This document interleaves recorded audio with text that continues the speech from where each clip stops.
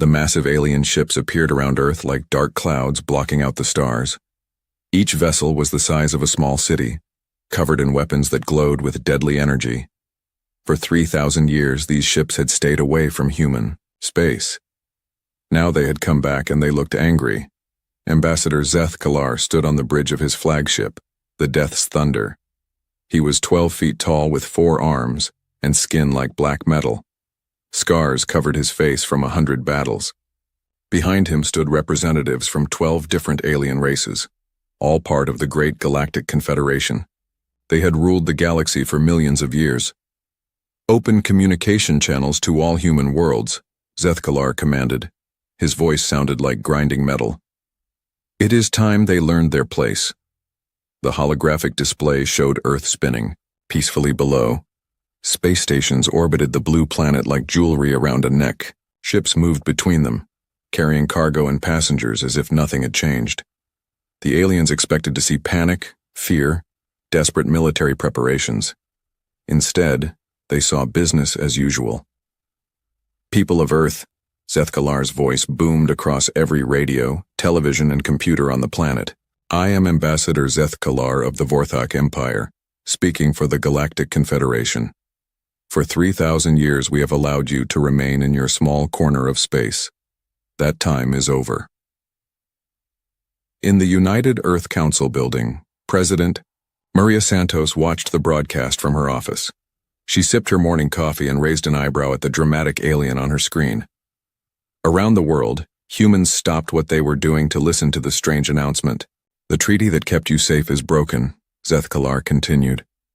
"You have grown too bold, sending your ships beyond your solar system. You have disturbed the natural order. Therefore, the Confederation demands your immediate surrender. Submit to our rule, or we will destroy every human world we can find."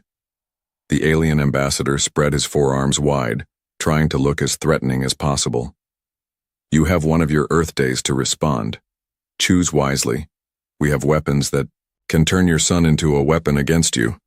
We have armies that have conquered 1,000,000 worlds. Your primitive technology cannot stand against us." The broadcast ended with images of the alien fleet.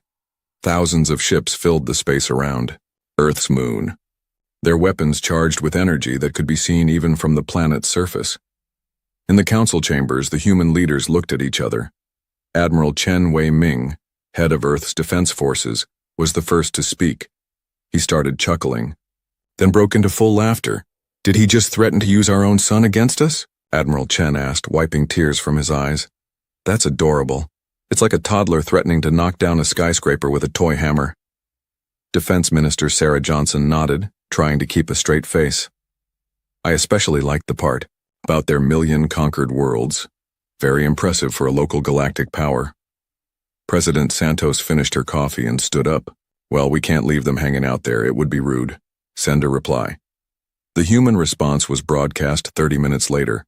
President Santos appeared on screen, sitting casually at her desk with Earth visible through the window behind her.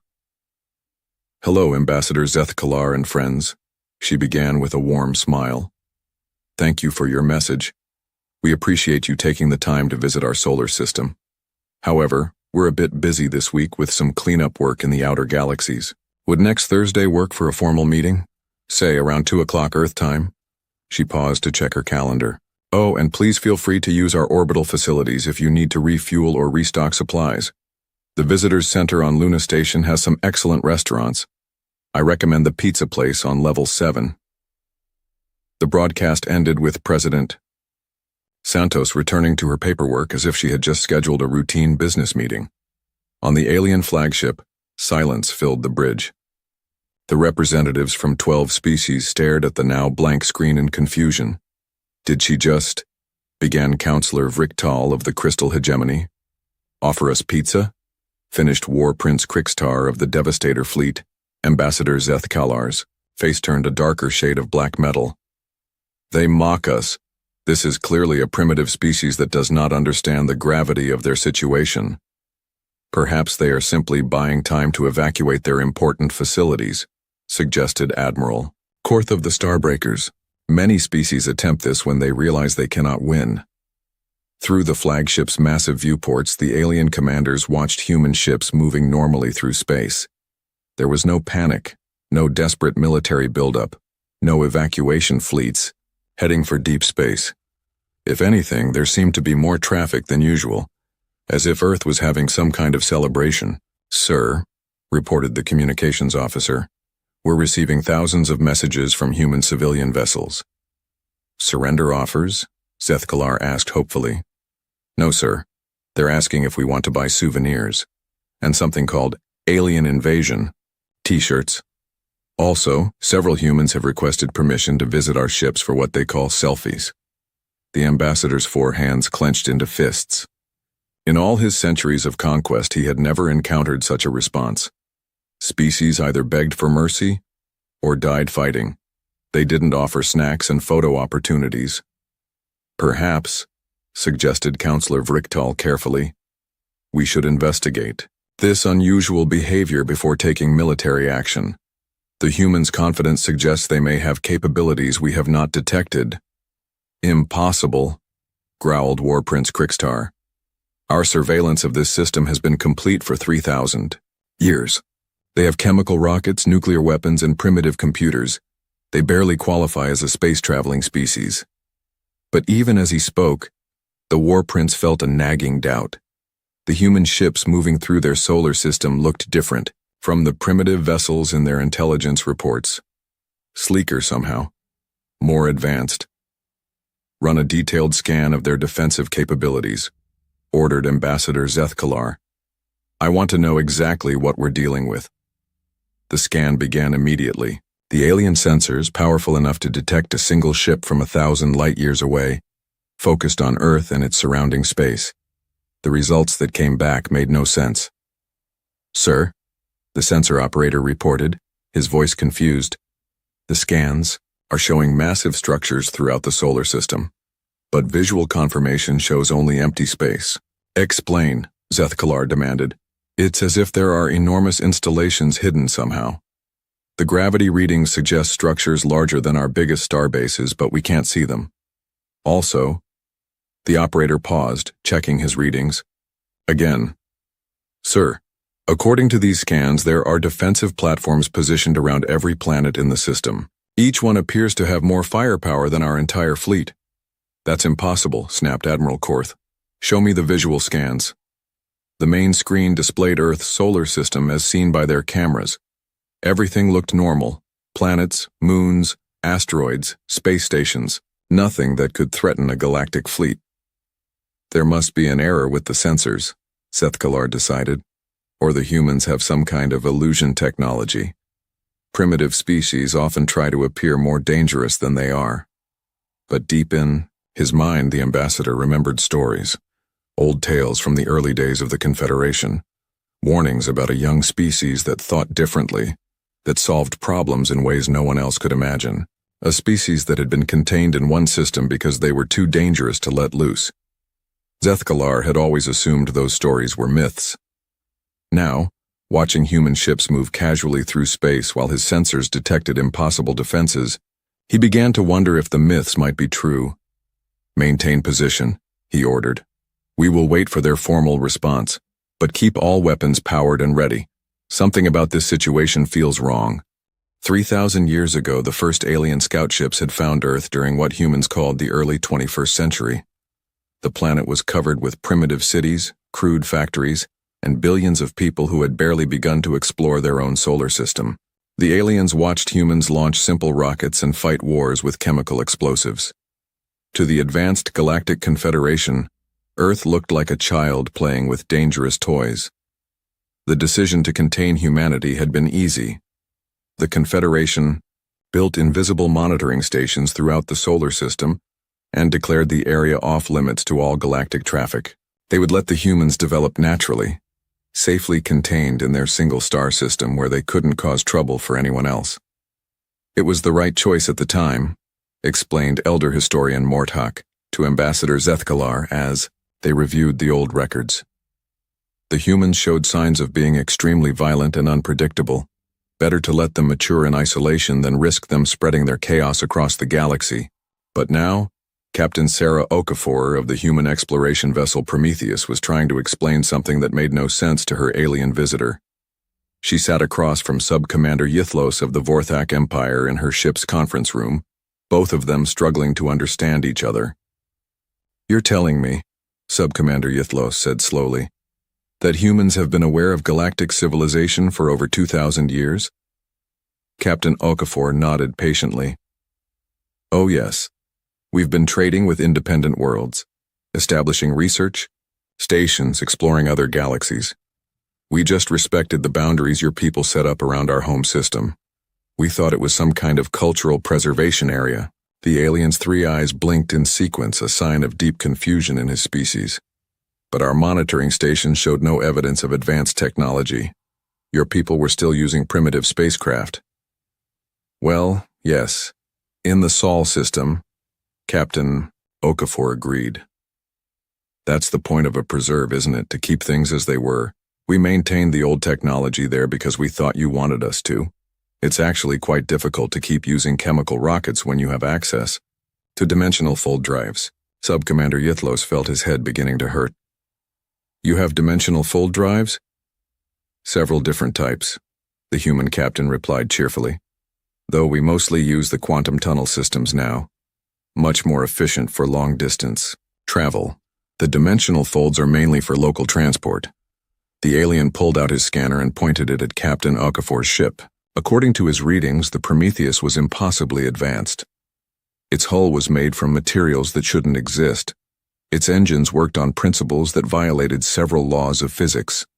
Its weapons— actually, his scanner couldn't figure out what the ship's weapons were supposed to do. "How long have you had this technology?" he asked weakly. "Oh, this old thing." Captain Okafor patted the wall of her ship fondly. "The Prometheus is actually one of our older exploration vessels. We built her about 800 years ago for our first expedition to the Andromeda Galaxy. She's due for an upgrade soon, but she's still reliable for local work." "Local work? But you're 1,700 light-years from Earth." "Exactly. Local." Captain Okafor brought up a holographic star chart. "See? This is our local area of operations. We've got research stations, colonies, and defense platforms throughout this region. About 40,000 star systems, give or take." Sub-Commander Yithlos stared at the chart. The human local area was larger than the entire Vorthak Empire. "But that's impossible. Our surveillance would have detected such expansion." "Your surveillance was focused on the Sol system," Captain Okafor explained gently. "And we were very careful not to disturb it. We assumed it was there for our protection to make sure we didn't accidentally damage the preserve while we were learning to control our new technologies." The alien was quiet for a long moment, processing this information. Finally, he asked, "What did you think the truce was about?" Captain Okafor looked surprised. "Truce?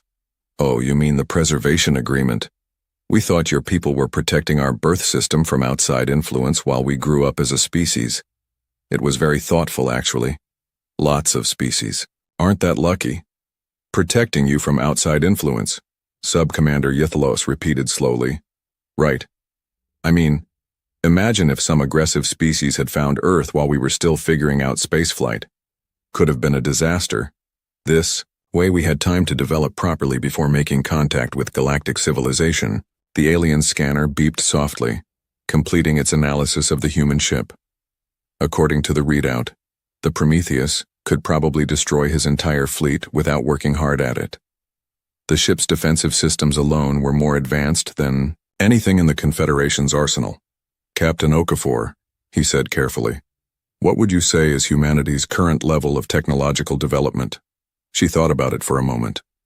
"Well, we're not quite a full post-galactic civilization yet. We're still working on some of the harder problems like stable time manipulation and consciousness transfer. But we're getting there. Maybe another few hundred years." "Post-galactic," the alien repeated faintly. "You know, beyond the usual galactic level concerns. Most species stop advancing once they've figured out faster-than-light travel and basic energy manipulation. They get comfortable and focus on maintaining their civilizations. Nothing wrong with that, of course. Very sensible approach, Sub-Commander." Yithalos realized his hands were shaking. And humans didn't stop? Oh no, we're terrible at staying still, Captain Okafor laughed. Always curious about what's around the next corner, you know? It drives our philosophers crazy, but it's made for some interesting discoveries. The alien tried to think of how to ask his next question diplomatically. Captain, are you familiar with the Galactic Confederation? Of course. Very impressive organization. You've kept peace in this galaxy for millions of years. We've been studying your methods. Studying our methods? Academic interest, mostly. We're always curious about how different species organize themselves. The Confederation is a fascinating example of stable galactic governance.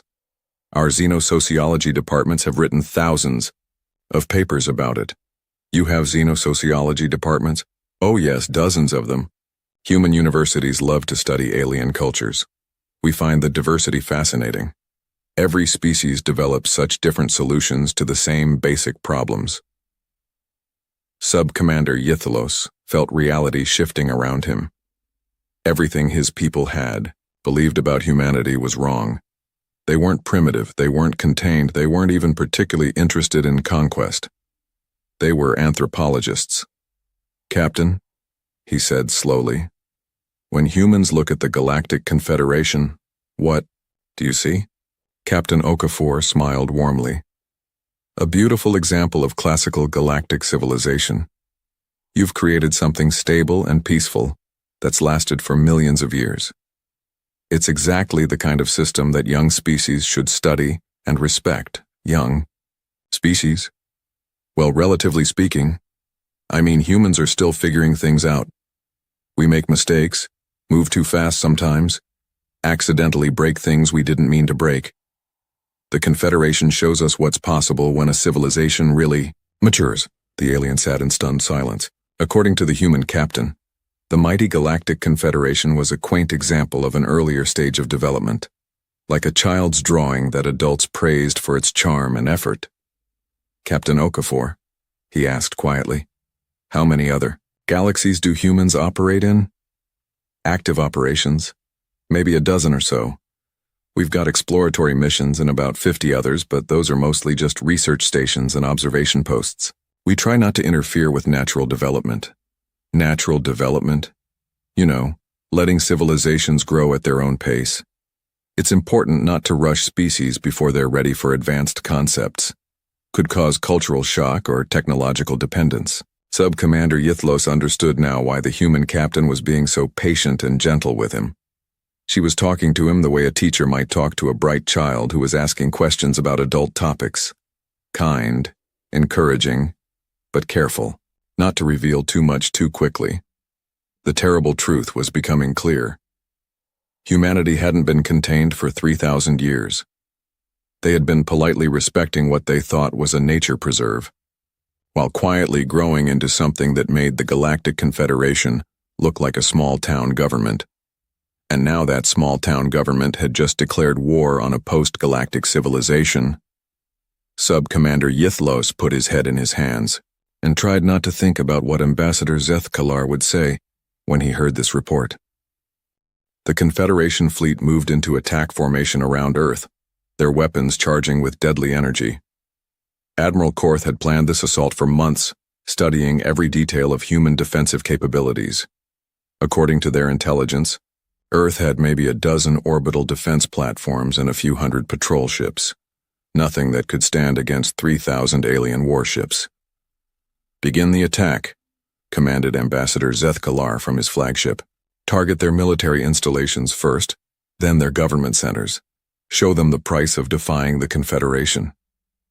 The alien ships moved forward like a wave of destruction, their weapons locked onto Earth's space stations and orbital facilities. Energy cannons that could melt mountains prepared to fire. This was supposed to be the moment when humanity finally understood their place in the galaxy. Instead, something impossible happened. Throughout the solar system, space itself seemed to shift and change. What had looked like empty void suddenly filled with massive structures. Defense platforms the size of small moons appeared from nowhere. Weapons arrays that stretched for hundreds of kilometers flickered into view. Energy shields that could have protected entire star systems activated with casual ease. What? Admiral Korth stared at his tactical display in shock. According to his sensors, the human defensive grid had just gone from a few dozen installations to over 50,000 major platforms. Each one was larger and more powerful than his flagship. "Sir," reported his weapons officer, voice shaking, "I'm reading energy signatures that don't match anything in our database. Some of these platforms appear to be generating more power than our entire fleet combined." Director Elena Vasquez of the Solar Defense Corps watched the alien fleet's confusion from her command center on Luna Station. She sipped her tea and shook her head sadly. Poor things. They really thought we were helpless, didn't they? Her assistant, a young man named David Chen, looked up from his console. "Should we activate the main defensive grid, Director?" "Oh no, that would be overkill," Director Vasquez replied. "These are just local installations, museum pieces really. Let's try to be gentle with our visitors." She opened a communication channel to the Confederation fleet. Her image appeared on screens throughout the alien armada, a middle-aged human woman with kind eyes and a patient smile. "Hello there," she said warmly. "I'm Director Vasquez.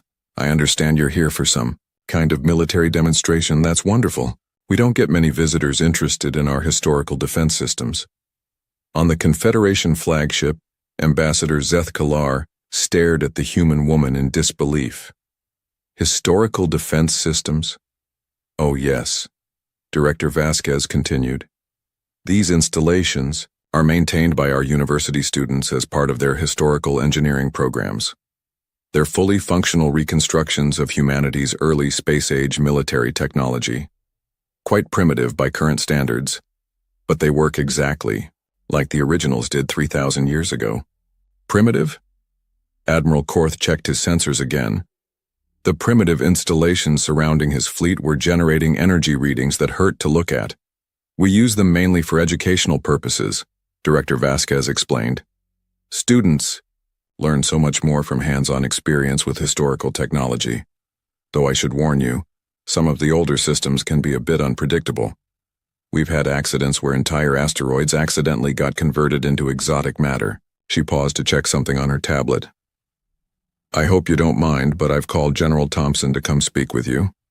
He handles our local security concerns, though honestly, he's more of a weekend hobbyist than a real military officer." The communication ended, leaving the alien fleet surrounded by impossible defenses and trying to process what they had just heard. These weapons that could destroy star systems were student projects. The woman who controlled them treated military matters as a weekend hobby. General Marcus Thompson arrived 20 minutes later on a small transport ship that seemed to ignore several laws of physics during its approach. He was a cheerful man in his 60s who looked more like someone's grandfather than a military commander. "Sorry to keep you waiting," he said, addressing the alien fleet over open channels. "I was at my grandson's birthday party. Wonderful cake, by the way. My daughter makes the best chocolate frosting in the solar system." He settled into his chair on the transport ship's bridge, which somehow gave him a perfect view of the entire alien fleet despite being impossible from a geometric standpoint.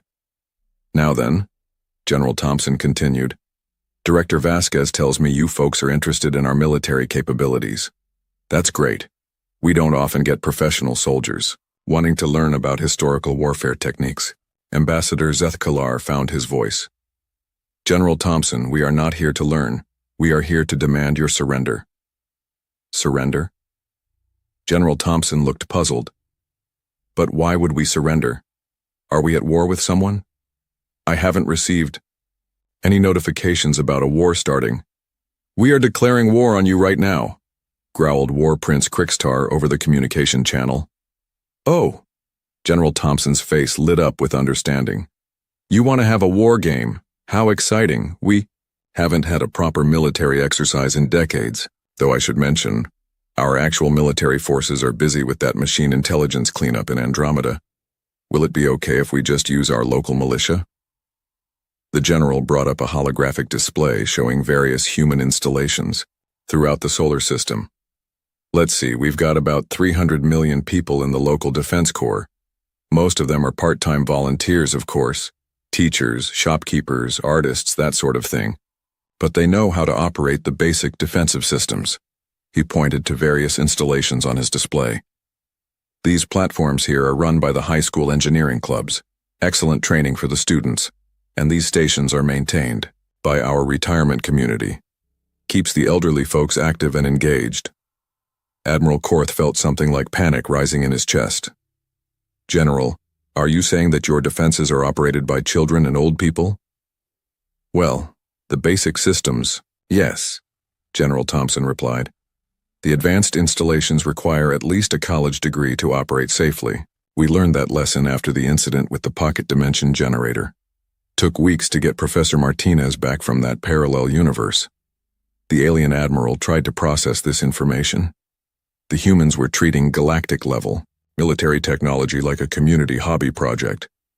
General Thompson, Ambassador Zethkalar said carefully, our sensors indicate that your defensive installations possess enormous destructive capability. Oh, absolutely, the general agreed. Safety regulations, you understand. We can't have defense platforms that might not work in an emergency. Each installation is capable of sterilizing several star systems if necessary. Though we try to avoid that kind of thing. Very messy, and the environmental cleanup takes forever. Several star systems? War Prince Krikstar's voice was faint. Per installation, yes, though the targeting systems are designed to minimize collateral damage. We're very safety conscious these days. It's amazing how much damage you can accidentally cause if you're not careful with exotic energy manipulation. General Thompson looked thoughtful. Actually, if you're really interested in our military capabilities, I could arrange a demonstration. Nothing too dramatic, of course. Maybe we could relocate a few asteroids, or adjust the local space-time, curvature. Very basic stuff, but it might give you an idea of what we're working with. The Confederation fleet hung motionless in space, their weapons still charged, but their crews too stunned to act. Everything they had believed about military power, about their place in the galaxy, about the nature of advanced civilization, was crumbling around them. These weren't conquerors or warriors. These were teachers and retirees, and students who treated planet-killing weapons like gardening tools. They spoke about reshaping reality the way other species might discuss the weather. And the most terrifying part was how genuinely friendly they were about it all. Sir, whispered Admiral Korth's communications. Officer, what do we do? The Admiral stared at the human general's kindly face on his screen and realized he had absolutely no idea. For the first time in his military career, Admiral Korth was completely out of his depth, facing an enemy that didn't act like an enemy and possessed capabilities that shouldn't exist. He was beginning to understand why humanity had been contained for 3,000 years. The question now was whether it had ever worked at all. War Prince Krikstar had conquered 47 worlds in his long military career. He had seen species beg for mercy, fight to the last warrior, and try every desperate trick in the book to avoid defeat. But he had never seen anything like the humans' casual dismissal of his fleet's power. They are bluffing, he announced to the other Confederation commanders during an emergency meeting. No species can possess the capabilities they claim. Their displays must be elaborate illusions designed to make us retreat without fighting. Ambassador Zethkalar was less certain, but the War Prince's confidence was infectious.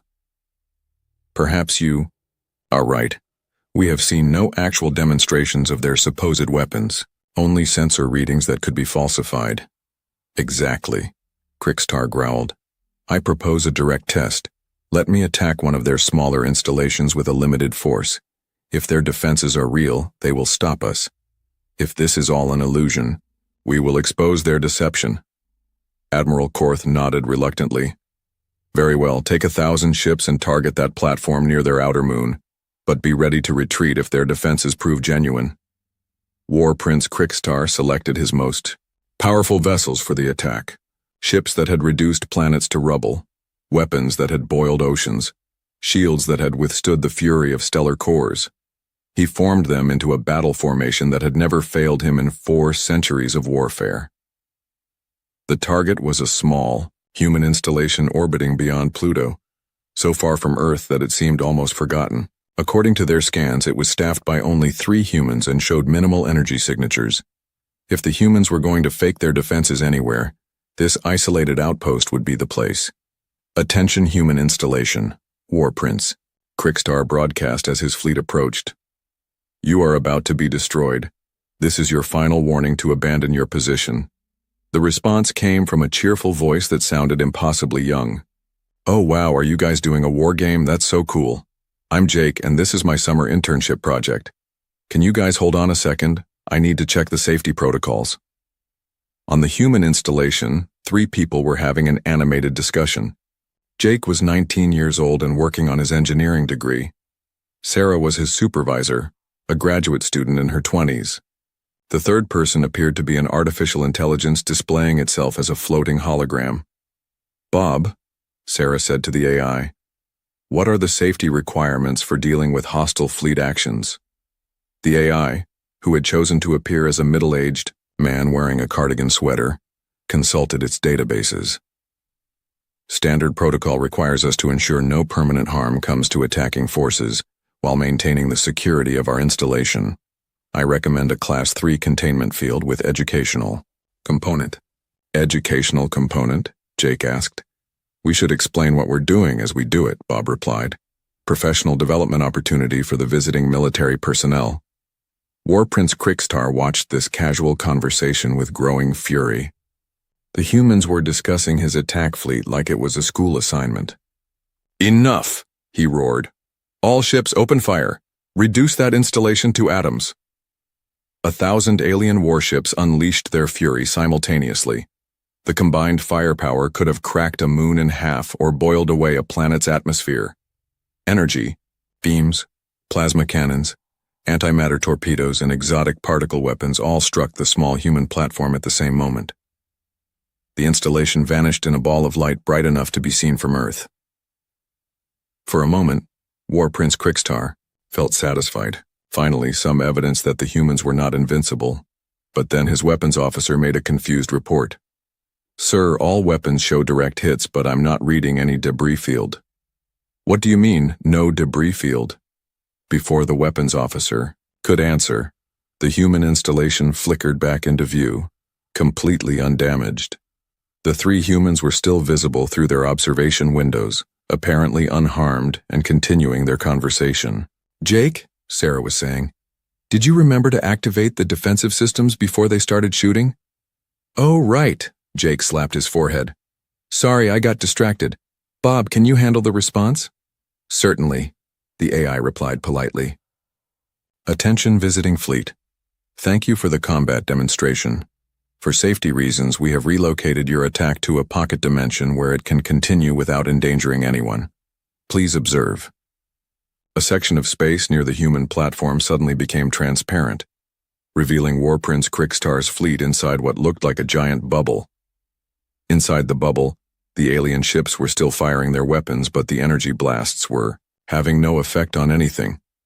As you can see, Bob's voice continued, your weapons are functioning normally within the contained space. However, the dimensional barrier prevents any damage to external reality. This is our gentlest defensive option, designed for situations where the attacking force might not realize they are outmatched. War Prince Krikstar tried to move his ship, but found that while he could navigate normally within the bubble, he could not break through its walls. His most powerful weapons had no effect on the barrier. It was as if his entire fleet had been placed in an unbreakable jar. This is impossible, he whispered. Actually, came Jake's voice over the communication channel. It's pretty basic dimensional engineering.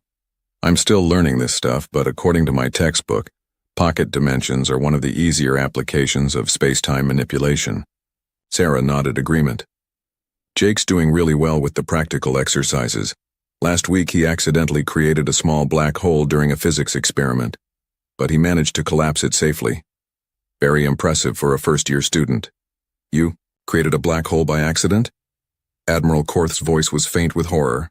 Just a tiny one, Jake replied modestly, and I fixed it right away. Bob helped me with the calculations. Professor James Kim materialized next to the installation in a small transport ship. He was an elderly human with wild gray hair and an excited expression. Fascinating, he announced. studying the trapped alien fleet through some kind of advanced scanner. These are remarkably well-preserved examples of early Stellar Age military technology. The energy distribution patterns are exactly what we would expect from fourth-generation plasma cannons. And those antimatter containment systems. Textbook examples of classical physics applications. He opened a communication channel to War Prince Krikstar. "Excuse me, War Prince, I'm Professor Kim from the University of Luna. I specialize in the history of primitive warfare. Would you mind terribly if I added your fleet to our military museum? I can offer a very generous finder's fee, and of course you would retain full credit as the donor." Primitive warfare? Krikstar's voice cracked slightly. "Oh yes. Your technology represents a fascinating period in galactic military development.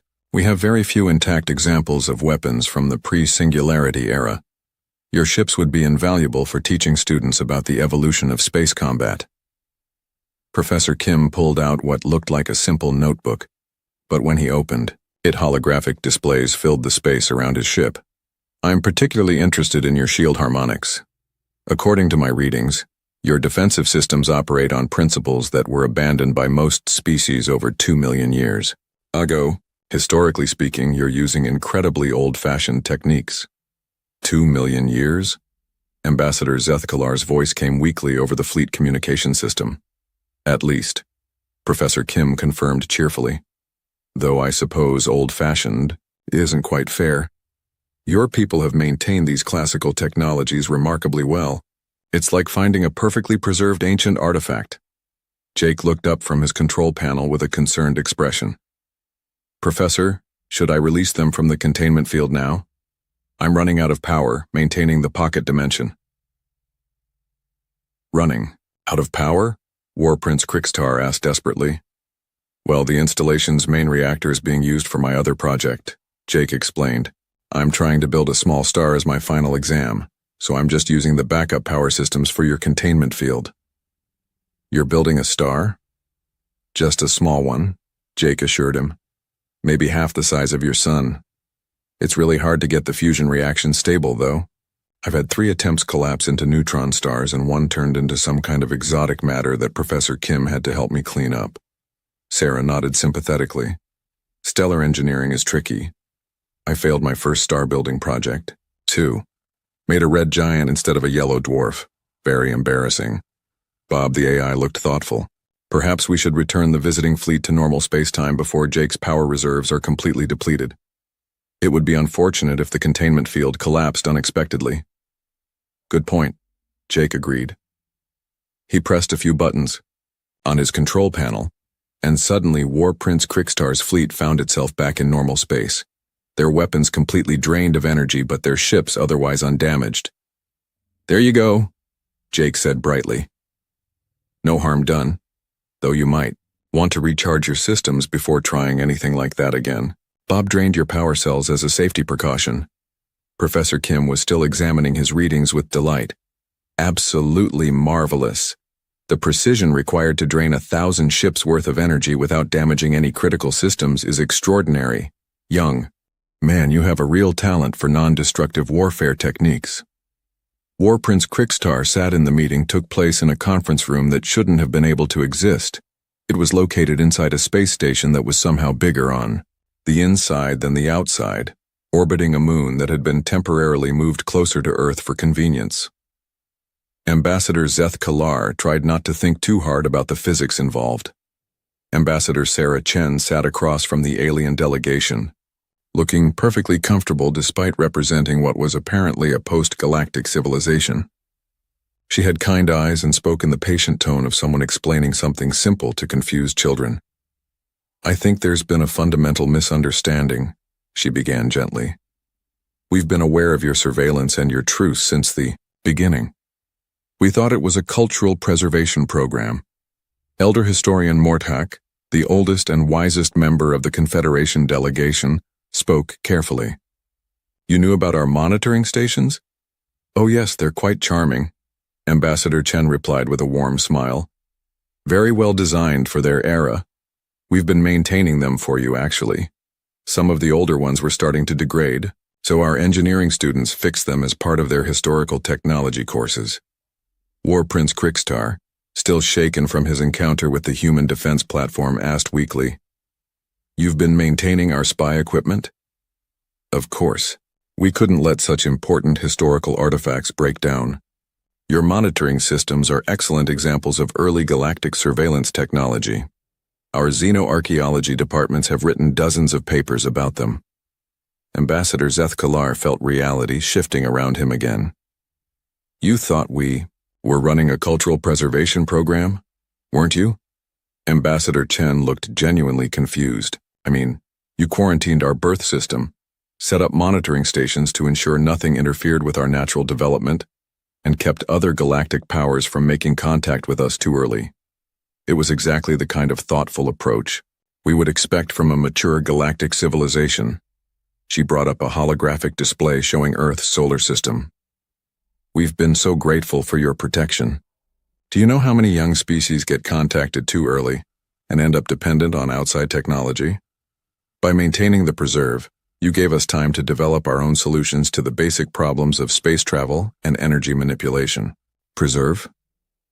Counselor Vriktal's voice was barely a whisper.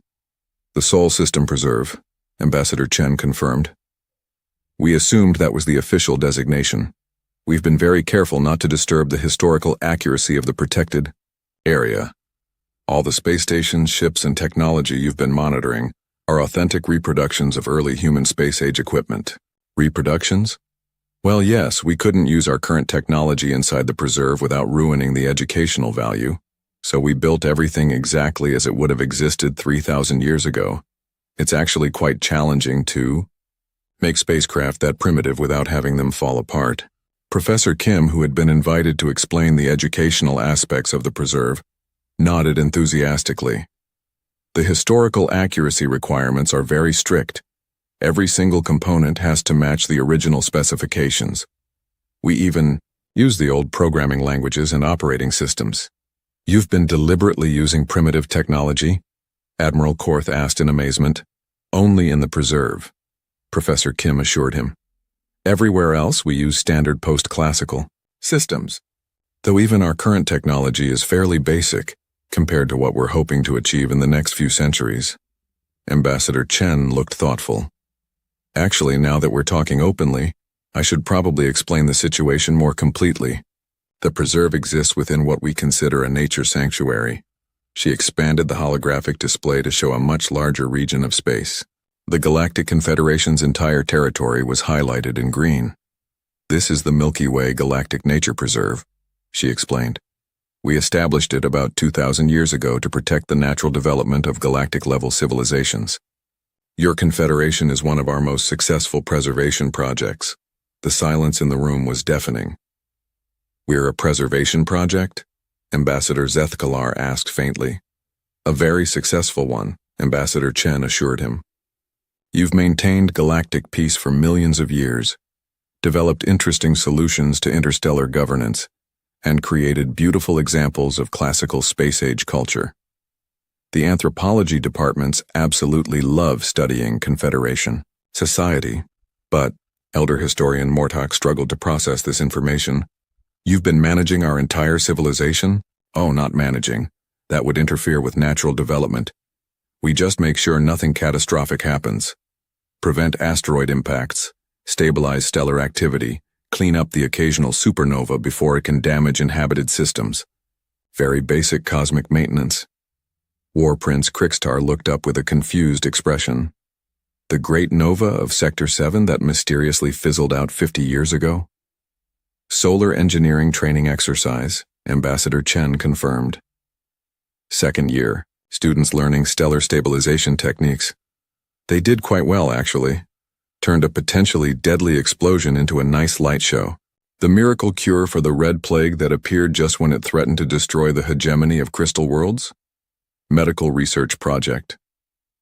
One of our biologists was studying historical disease patterns and realized she could help out with a simple gene therapy treatment." Admiral Korth was beginning to understand. "Every time our civilization faced a truly existential threat, you intervened." "Only when necessary," Ambassador Chen said. We're very strict about non-interference policies, but we can't let entire galactic civilizations be destroyed by random cosmic events. That would defeat the purpose of the preserve. The alien delegation sat in stunned silence, trying to process the fact that their entire galactic civilization was essentially a cosmic zoo, carefully maintained by beings they had considered primitive. Finally, Ambassador Zethkalar asked the question that was bothering all of them. What happens now? Now that we know the truth? Ambassador Chen smiled, warmly. That's entirely up to you. You have several options. She brought up a new display showing different possible futures. You can continue exactly as you have been. Most species prefer this option when they learn about the preserve. Your lives continue normally, your civilizations develop naturally, and we continue providing invisible cosmic maintenance. Nothing changes except that now you know why your galaxy has been so unusually stable. What are the other options? Counselor Vrichtal asked. You can accept a partnership role. We'd provide access to post-galactic technologies and invite you to participate in larger projects. But that comes with responsibilities. You'd be expected to help maintain other preserves, assist with cosmic engineering projects, that sort of thing. And the third option? Ambassador Chen's expression became slightly sad. You can choose independence. We remove all protective measures and let your civilization face the universe on its own. Most species aren't ready for that. But it's always an option. War Prince Krixtar surprised everyone by laughing. It was a broken, slightly hysterical laugh, but genuine nonetheless. I just realized, he said, still chuckling, that I spent my entire military career conquering worlds inside what is essentially a nature preserve. I'm not a feared warrior. I'm a historical reenactor. Professor Kim looked up with interest. Actually, that's a fascinating way to look at it. Your military campaigns are excellent examples of classical galactic warfare. We have students who study your strategies in their ancient history courses. Ancient history? War Prince Krixtar repeated, then broke into fresh laughter. I'm a living museum exhibit. But instead of despair, he felt something like relief. For the first time in centuries, he didn't have to be the terrifying War Prince. He could just be Krixtar, a person who happened to be very good at historical military techniques. I'd like to apply for the partnership program, he announced suddenly. I think I'd enjoy being a cultural liaison. Maybe give talks to human students about classical galactic military history. Ambassador Chen's face lit up. That's wonderful. Our history departments would love to have a primary source expert. You could share your first-hand experiences with different species' military traditions. Ambassador Zethkalar looked around at his delegation, then back at the human ambassador. I think most of us would prefer to continue as we were, but with the knowledge of what we're part of. It's actually quite comforting to know that someone is making sure our galaxy doesn't accidentally get destroyed by cosmic disasters. Excellent choice, Ambassador Chen agreed. We'll make sure you have emergency communication channels in case you ever need to contact Preserve Management. And of course, you're always welcome to change your minds if you decide you want partnership status later. The meeting concluded with what might have been the most surreal moment in galactic history. A group of alien conquerors shaking hands with their human preservationists and thanking them for the excellent care their civilization had received. 6 months later, War Prince Krixtar stood in a lecture hall at the University of Luna telling fascinated human students about the time he had conquered the diamond systems using only traditional PL. Captain Eric Russell stood at the viewing window of the Pathfinder, watching the stars. It was the year 2157, and humanity had finally reached beyond their solar system. The journey to Alpha Centauri had taken 5 years. Even with the new fusion engines, Earth seemed very far away now.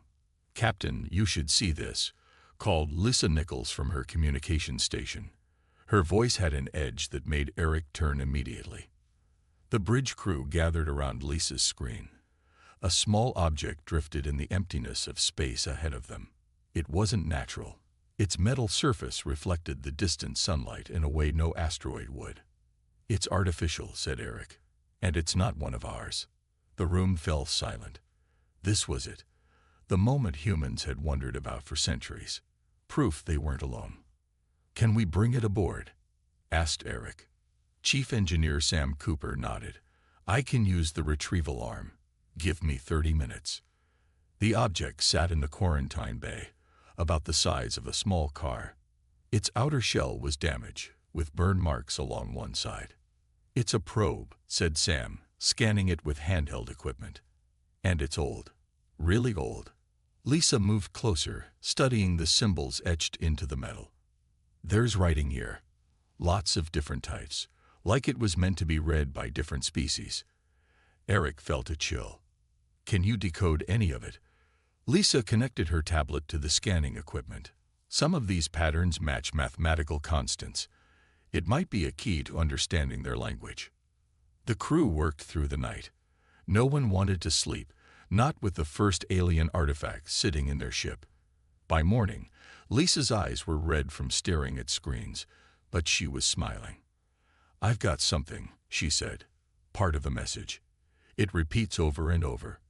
She pressed a button on her tablet, and a computer-generated voice spoke. Beware the Krell Empire. They consume all. Eric called an emergency meeting. The 7 senior crew members sat around the conference table, faces tense. We need to decide what to do, said Eric. This probe is a warning about something called the Krell Empire. We should turn back, said Medical Officer Andrea West. Warn Earth. Turn back. After coming this far, Sam shook his head. This is the discovery of the century. It could be ancient history, said pilot Jeff Lorry. The Krell might not even exist anymore. Lisa pulled up her findings on the main screen. Based on the decay of the materials, this probe is about 300 years old, not ancient in cosmic terms. I say we proceed with caution, said Security Chief Darren Mitchell. We're already here. We can gather more information and send it back to Earth. Eric looked at each crew member. We're explorers, but our primary mission is to protect Earth. If there's a hostile force out here, we need to know more about it. I've detected an energy signature, Sam said suddenly, checking his tablet. About 2 light days from here. It's faint, but it matches nothing in our database. Eric made his decision. We'll continue the mission, but we change our approach. Stealth mode from now on. No active scanning, minimal communications. We investigate the energy signature, gather all the information we can, and prepare a data package to send back to Earth. The crew nodded in agreement, and everyone stays armed from now on, added Darren. As they left the conference room, Science Officer Kelly Bryant pulled Eric aside. Captain, I found something else in the probe. A star chart with marked territories. If I'm reading it correctly, our solar system is just at the edge of what they mark as Krell space. Eric felt his stomach tighten. How large is their territory? Hundreds of star systems, maybe thousands. Later that night, Eric recorded a message for Earth. He chose his words carefully, trying to avoid causing panic while conveying the seriousness of their discovery. We are not alone, he concluded, and we may not be safe. Prepare accordingly. He sent the message, knowing it would take 4 years to reach home. By then, the Pathfinder would either have found more answers or found the Krell. Either way, humanity's place in the universe had changed forever. 3 weeks after finding the probe, the Pathfinder drifted silently through an asteroid field. The crew had been on high alert, with minimal power usage to avoid detection. Their caution paid off when sensors detected a small ship moving through the same field. It's definitely not human, said Jeff, watching the vessel's strange movements. The design is unlike anything in our records. Eric studied the ship on the main screen. It was sleek and pale blue, with curved sections that seemed to flow together. Should we hail them? Asked Lisa. Not yet, Eric replied. Let's observe a bit longer. But the decision was made for them when the alien ship suddenly changed course and approached. They've spotted us, said Darren, hand moving to his weapon. A message appeared on their communication screen, strange symbols that shifted and changed. Lisa worked quickly. They're using a mathematical base similar to the probe.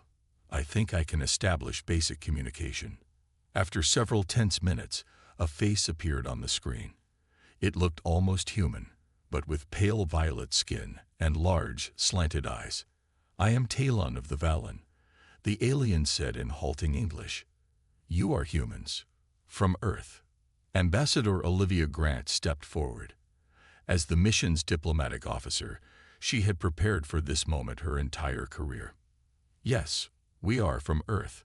I am Ambassador Olivia Grant of the United Earth Alliance. We come in peace." The alien's eyes widened. "Humans should not be here. This is forbidden space for your kind." The crew exchanged confused looks. "We were unaware of any restrictions," said Olivia carefully. "We are explorers." "The Galactic Council established quarantine around human space 50 Earth years ago," Talon explained. "For your protection. And ours." "Our protection from what?" asked Eric. "From the Krell. And to protect others from you." A silence fell over the bridge. "You know of the Krell?" Lisa asked. "All spacefaring races know of the Krell Empire. They have conquered 27 systems in the last century alone." "And why would others need protection from humans?" Olivia asked, trying to keep her voice neutral. Talon's expression changed to something like fear. "The Council observed your planet for decades. Your wars. Your rapid advancement.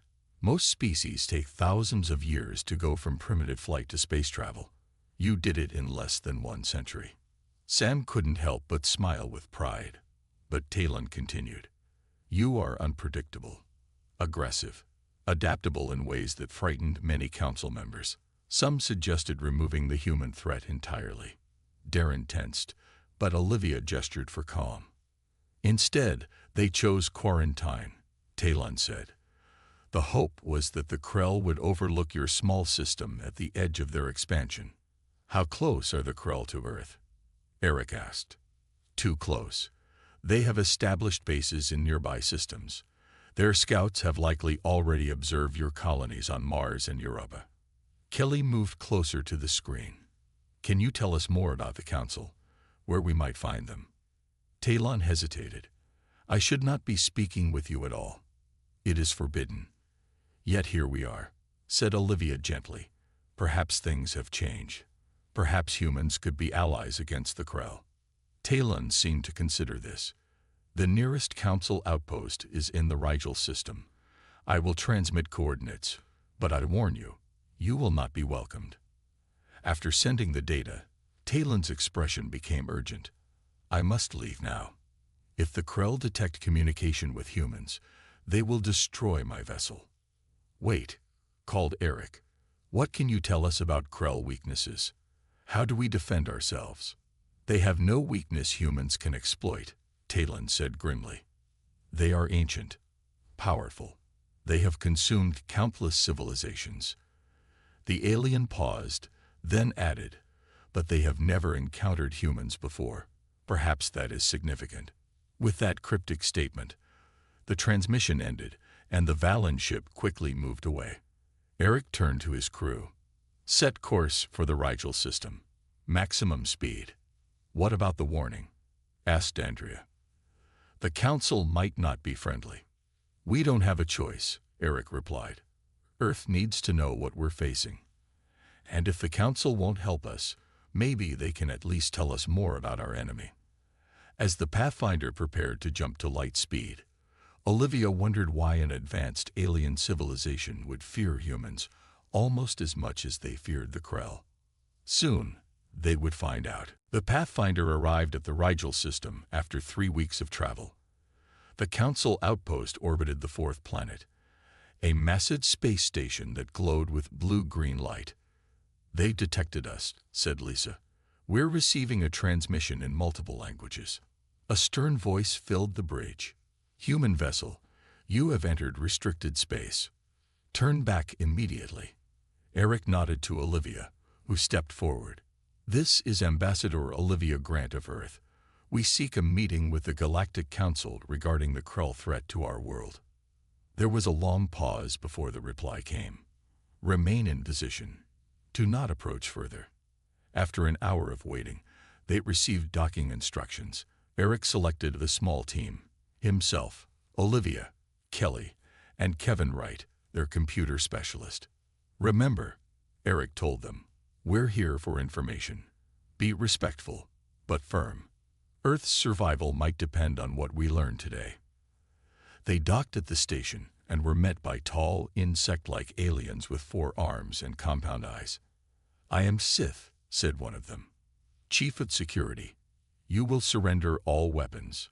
Darren had insisted they bring sidearms, but Eric handed his over without argument. The others followed his lead. Sith led them through curved hallways where aliens of various species stopped to stare at the humans. Some looked almost afraid. The council chamber was a large room with a circular table.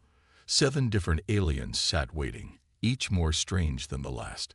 One was a floating cloud of gas contained in a transparent suit. Another resembled a large cat with 6 legs. An elderly alien with gray skin and deep-set eyes stood.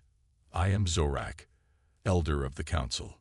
Your presence here violates our quarantine of human space." Olivia stepped forward. "We discovered your quarantine only recently. We come seeking information about the Krell, who threaten our system." A ripple of communication passed through the council members. "How did you learn of the Krell?" asked a being made of what looked like living crystal. "We found a damaged probe," said Eric, "and then met a Valan ship that confirmed the threat." "The Valan spoke to you?" Zorak seemed shocked. "This is most irregular." "Irregular or not," Olivia said firmly, "Earth faces a threat we know little about. We need information to defend our people." The cat-like alien hissed, "Give them nothing. Humans are dangerous. Their history is filled with war and destruction." "We have evolved beyond our violent past," Olivia argued. "Have you?" asked Zorak. "Your kind went from primitive aircraft to nuclear weapons in less than 50 years. From basic rockets to colonies on 2 worlds in just over a century. No other species has advanced so rapidly." Kevin spoke up for the first time. "Is that why you fear us?" "Because we learn quickly." "We fear what you might become," said Zorak. "Your adaptability is concerning." "Yet the Krell are a greater threat," Eric pointed out. "They've conquered dozens of systems. They're heading toward Earth now." Kelly displayed images from the probe they had found. This warning was left by someone trying to help others. The council members conferred in hushed tones. Finally, Zorak nodded. "We will share basic information about the Krell, their technology, their tactics, but we will not provide weapons or direct assistance." While Zorak and the others shared what they knew, Kevin moved to a console behind them. He plugged in a small device, appearing to take notes while actually copying files from the council's database. They learned that the Krell were methodical conquerors who had existed for thousands of years. They did not negotiate. They did not show mercy.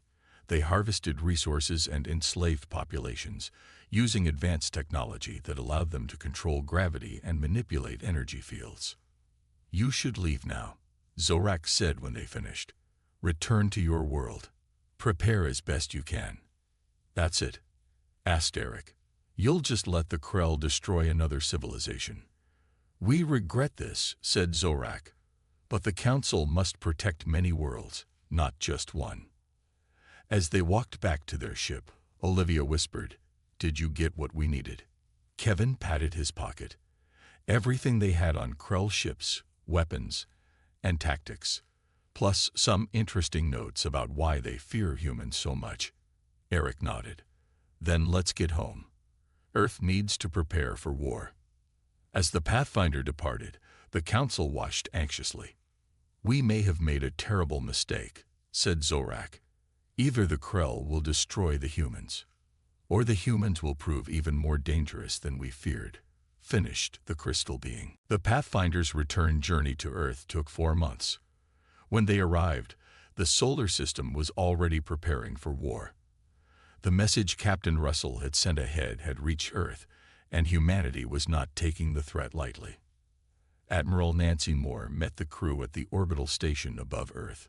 She was a tall woman with gray hair and eyes that had seen many battles. Your warning saved us precious time, she told Eric as they walked through the station. Show me everything you found. In the command center, Kevin displayed the data stolen from the council. Engineers, scientists, and military leaders crowded around, studying the Krell technology. Their ships use a form of gravity manipulation we don't fully understand, Kevin explained. But their weapons are energy-based and might have weaknesses we can exploit. Alan Phillips, Earth's top weapons designer, pointed to the schematics. If we modify our fusion cannons to match these frequencies, we might penetrate their shields. How long? Asked Admiral Moore. 3 months for the prototypes. 6 for full production, Alan replied. You have 2 months, said the Admiral. Our deep space sensors have detected objects moving toward our system. We think they're Krell scout ships. The room fell silent. 2 months isn't enough time to evacuate the colonies, said Olivia. We're not evacuating, Admiral Moore said firmly. We're fortifying. Underground bunkers on Mars and Europa are already being expanded. Earth's orbital defenses are being upgraded. The Council said the Krell don't negotiate, Eric warned. We'll try anyway, said the Admiral. I don't send people to die without exhausting all options first. For the next 2 months, the solar system became a hive of activity. Ships moved between planets, carrying supplies and weapons. The first new defensive shields were installed on key stations and ships. Alan worked day and night, refining the designs based on the Council data. These shields should withstand their standard weapons, he explained during a briefing. But we need more testing. Testing time ran out when 5 Krell ships entered the system. Admiral Moore dispatched the diplomatic vessel Freedom with a message of peace. The entire command center watched as the small ship approached the lead Krell vessel. They're broadcasting the message on all frequencies, reported the communications officer. The Freedom waited for a response, maintaining position. The Krell ship fired a single beam of green energy. The Freedom disappeared in a flash of light. No debris, no distress call, just gone. Admiral Moore's face hardened. So that's how it's going to be. She turned to her officers. Implement War Plan Alpha. All civilians to shelters. All military personnel to battle stations. The Krell advanced slowly toward Mars, where humanity's largest off-Earth colony existed.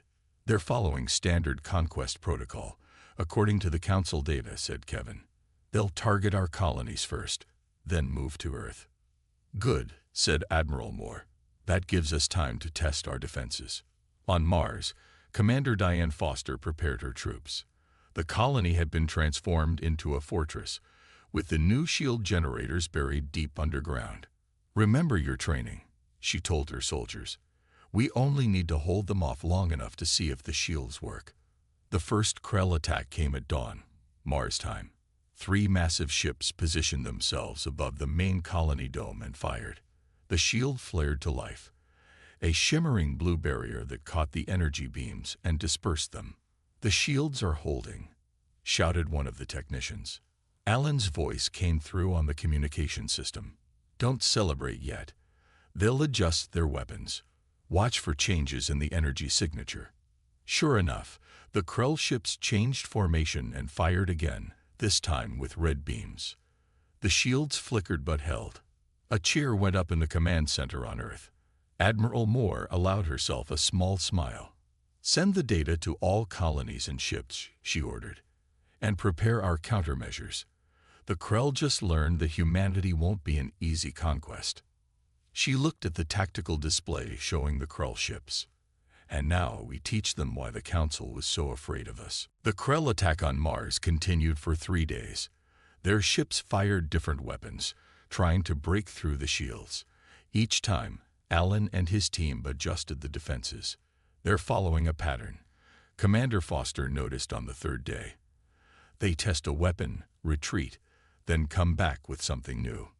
It's like they're reading from a manual, said Eric, who had joined the Mars Defense Force. Kevin studied the data. According to the Council files, most species surrender after the first attack. The Krell don't usually need to change tactics. Then let's surprise them even more, said Commander Foster with a smile. She ordered her ships to hide behind Mars' smaller moon, Deimos. When the Krell returned for their next attack, Foster's squadron launched a surprise assault from behind.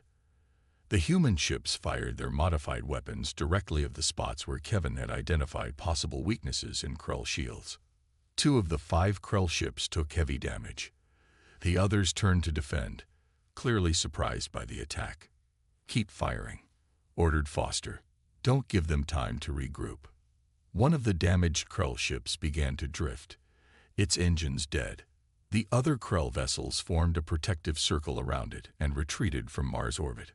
For the first time in known history, the Krell had been forced to retreat from a battle. The celebration on Mars was brief.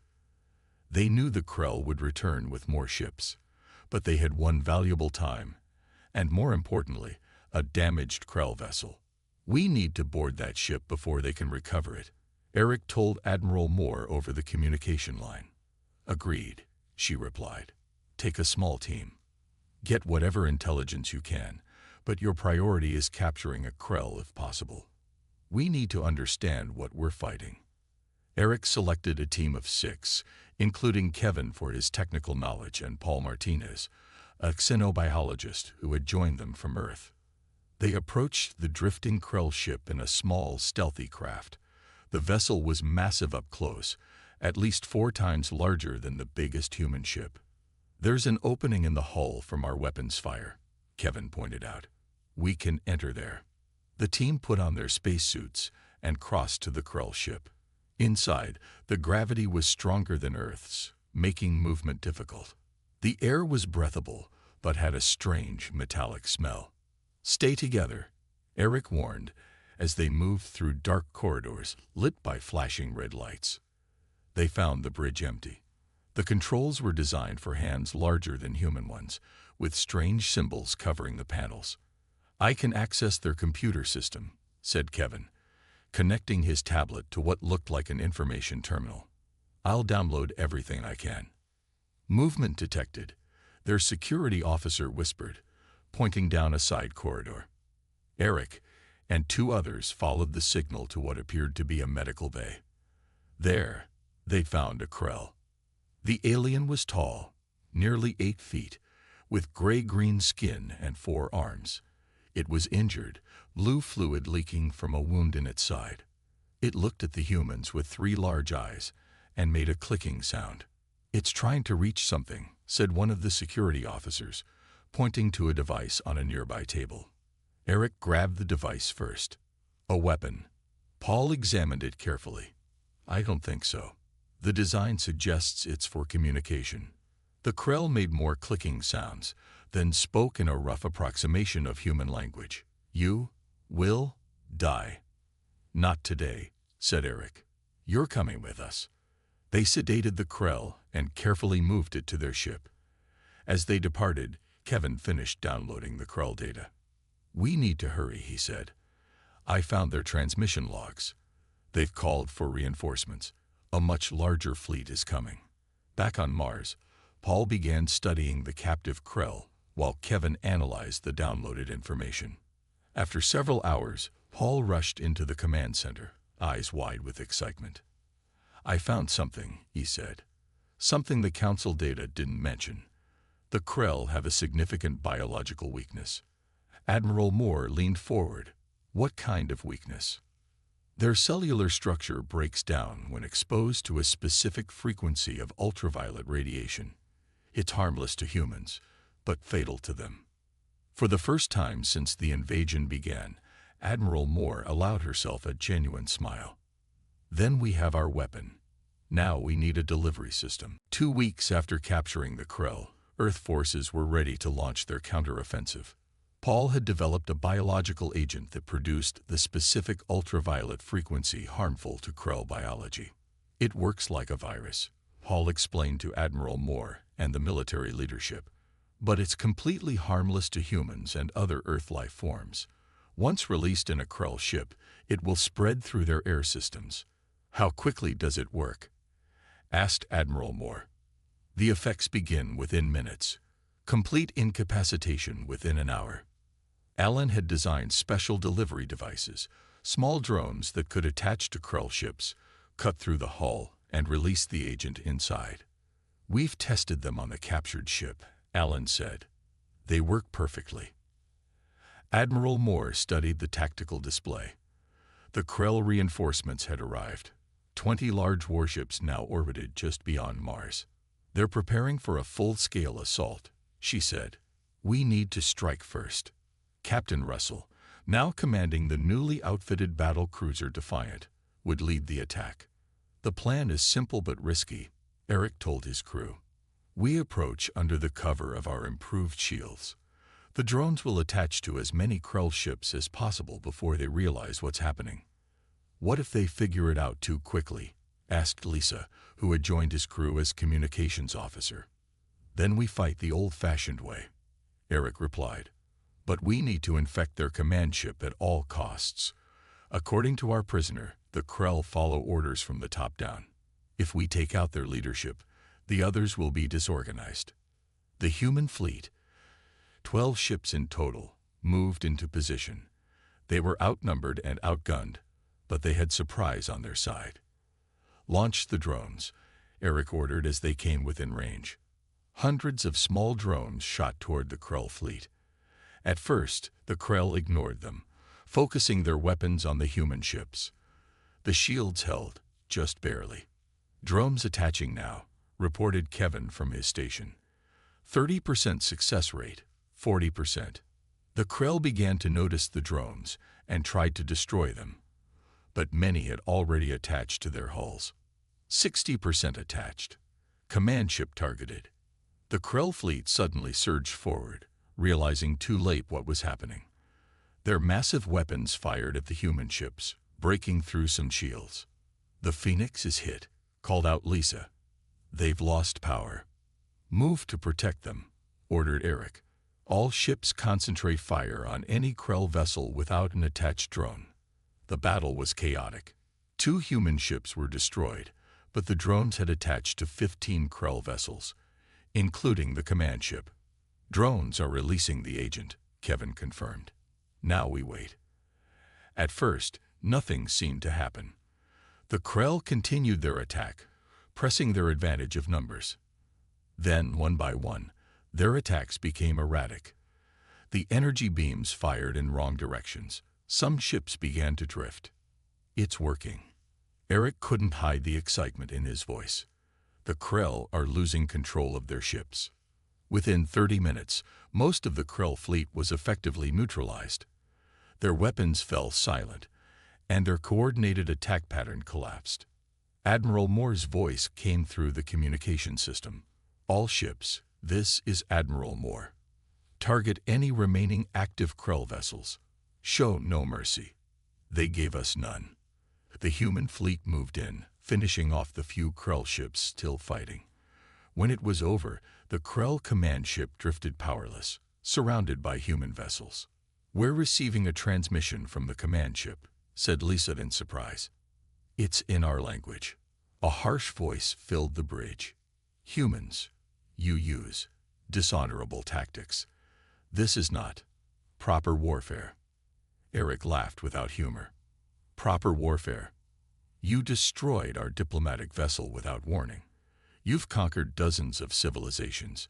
You don't get to lecture us on honor. The Krell Empire will send more ships. You cannot win."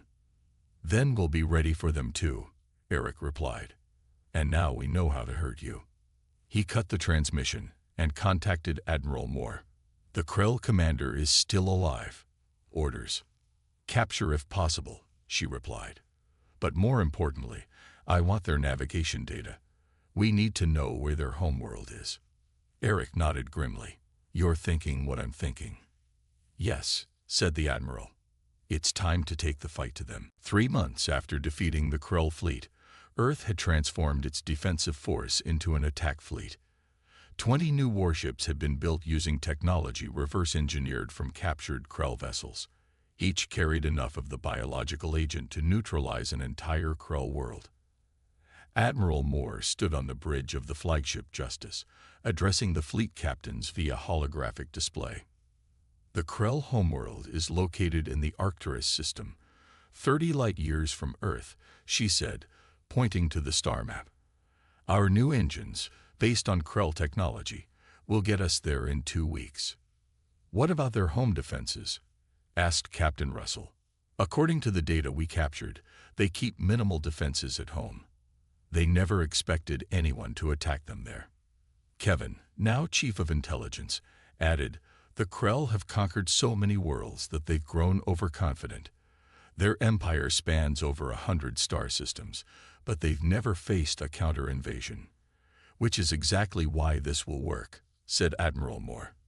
They won't expect us to be so aggressive. As the fleet prepared to depart, a message arrived from the Galactic Council. Admiral Moore played it for her senior staff. The hologram of Zorak appeared, looking anxious. Humans of Earth, we have learned of your victory against the Krell fleet. This is unprecedented. We ask that you cease hostilities immediately. The Council will negotiate a peace treaty with the Krell on your behalf. Ambassador Grant, who had been appointed Earth's official representative to alien species, laughed bitterly. Now they want to help, after they left us to die. What should we tell them? Asked Admiral Moore. The truth, Olivia replied. The Krell don't negotiate. They only understand force, and we're taking the fight to them. Olivia recorded a response, explaining humanity's decision to attack the Krell homeworld. She ended with a simple message. You feared what humanity might become. Now the Krell will learn what happens when you threaten our existence. The Earth fleet departed 2 days later. The journey through space was tense but uneventful. Kevin spent the time developing a new quantum communication system that allowed instant coordination between ships, regardless of distance. The Krell use light-speed communications, he explained. This gives us a major advantage. We can coordinate our attack in real time while they'll have communication delays. When they reached the edge of the Arcturus system, scout ships confirmed what the intelligence had suggested. The Krell homeworld was defended by only a small fleet. They've sent most of their ships to conquer other worlds, said Eric, including the fleet we destroyed. Any sign they know we're coming? Asked Admiral Moore. None, replied the sensor officer. Their communication channels show normal activity. Admiral Moore nodded. Then we proceed with the plan. All ships jump to position and surround the planet. Captain Russell, your team will lead the ground assault if needed. The Earth fleet appeared around the Krell homeworld in perfect formation, catching the defenders completely by surprise. The few Krell ships scrambled to respond, but were quickly neutralized by the biological agent. From the planet's surface, a transmission came through. The Krell Supreme Commander appeared on screen, its 3 eyes wide with what humans now recognized as fear. How did you reach our world? This is impossible. Admiral Moore stood tall. Nothing is impossible for humans when our survival is threatened. You attacked our system without provocation. You destroy our diplomatic vessel when we try to communicate. Now you face the consequences. What do you want? The Krell commander asked. Unconditional surrender. Control of all your fleet commands, a complete withdrawal from all conquered worlds. The Krell commander clicked rapidly, a sign of agitation. This has never happened before. The Krell Empire does not surrender. Then today will be historic, replied Admiral Moore. You have 1 hour to decide. Surrender, or we release our biological agent across your entire world. She ended the transmission and turned to her officers. Prepare for either outcome. If they surrender, we'll need occupation forces. If they refuse, she didn't need to finish the sentence. Everyone knew what would happen if the Krell chose to fight. Eric looked out at the Krell homeworld. After thousands of years of conquest, they never expected to face extinction themselves. They should have heeded the warnings about humanity, said Olivia quietly. The hour passed slowly as the Earth fleet maintained position around the Krell homeworld. With 5 minutes remaining, the transmission light blinked on Admiral Moore's command console. They're responding, said Lisa, now communications chief for the Justice. The Krell Supreme Commander appeared on screen again. Its color had paled, and its movements were slow and deliberate. The Krell Empire has existed for 10,000 years, it said. We have never known defeat. Admiral Moore remained silent, waiting. But we recognize the effectiveness of your tactics, the commander continued. We surrender our forces to humanity. A cheer erupted across the bridge, quickly silenced by Admiral Moore's raised hand. Transmit the surrender protocols, she ordered. I want control codes for every Krell ship in the galaxy. All conquered worlds must be freed immediately. The surrender was processed quickly. The Krell, despite their long history of conquest, had no experience with being conquered themselves. They complied with all demands without resistance. Within days, news of the Krell surrender spread across the galaxy. Species that had lived under Krell dominion for generations suddenly found themselves free. Many didn't know how to govern themselves after so long as slaves. 6 months later, a new galactic council convened. Ambassador Grant stood before representatives from over 50 species, including many formerly conquered by the Krell. Humanity proposes a new structure, she said, one based on mutual protection and respect. No species should face threats alone, as Earth did. Zorak, still representing his people, spoke hesitantly. The old council feared human aggression. Now we see it was justified fear. You defeated in months what others couldn't in millennia. We fought because we had to, replied Olivia. Now we choose to help rebuild. The Krell left a power vacuum that could lead to chaos or new tyranny. We offer an alternative. The new council structure was approved with Earth playing a central role. Captain Russell, promoted to Fleet Admiral, would command the new Galactic Defense Force. Ships from many worlds would train together, sharing strengths and technologies. On the former Krell homeworld, now under a joint administration, Paul Martinez worked with scientists from various species to study the remnants of Krell technology. They advanced through conquest, he explained to visitors, taking technologies from others rather than developing their own. That was their true weakness. They stopped innovating. Kevin's quantum communication system was shared with all council worlds, creating an unprecedented network of information exchange. Ideas and cultures that had been isolated for centuries under Krell rule now flowed freely between stars. Admiral Moore, now head of Earth's diplomatic corps, met with Zorak privately after the new council's first session. You were wrong about humans, she said simply. Were we? Asked Zorak. You proved remarkably efficient at warfare. We're equally efficient at peace when given the chance, she replied. The difference is choice. Humans always choose our path, even when it seems impossible. 1 year after the Krell surrender, a memorial was unveiled in orbit above Earth. It listed the names of every human lost in the conflict, alongside representatives of all species who had suffered under Krell rule.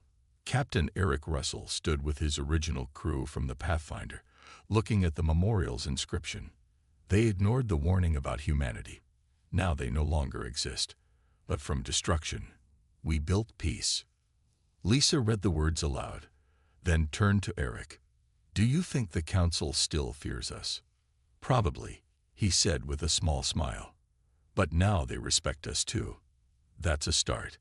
As the ceremony ended, ships from dozens of worlds performed a synchronized flight pattern around the memorial. Among them was a small Valen vessel. Talon, who had first warned the Pathfinder about the Krell, piloted it himself. Later, at the reception, Talon approached Eric. When we met, I told you the Krell had never encountered humans before.